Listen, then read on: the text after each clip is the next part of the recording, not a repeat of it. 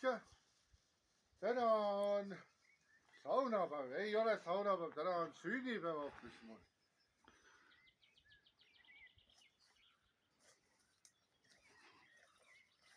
No tere ka siis.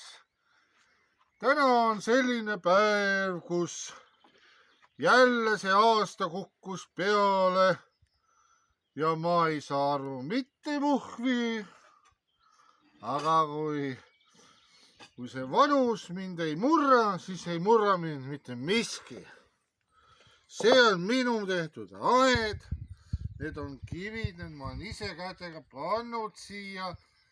Need paed ja need rauad, mitte jaanisrauad, vaid tavalised rauad, raudkivid ja paelapakad, kes omavahel saavad hästi läbi. Näed, siin on väike pae, siin on suur raudkivi, kõik on omavahel sõbrad. Oi, nii huvitav. Lego, nagu pane nagu legod kokku, tead.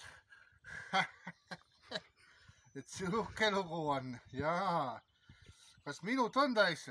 Ei ole, kah. Seda siis, need on need lumemarjad, vastikud.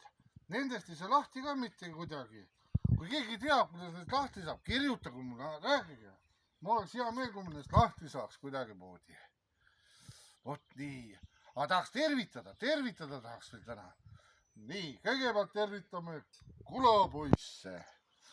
Siis tervitame Margerit Viljandimaalt.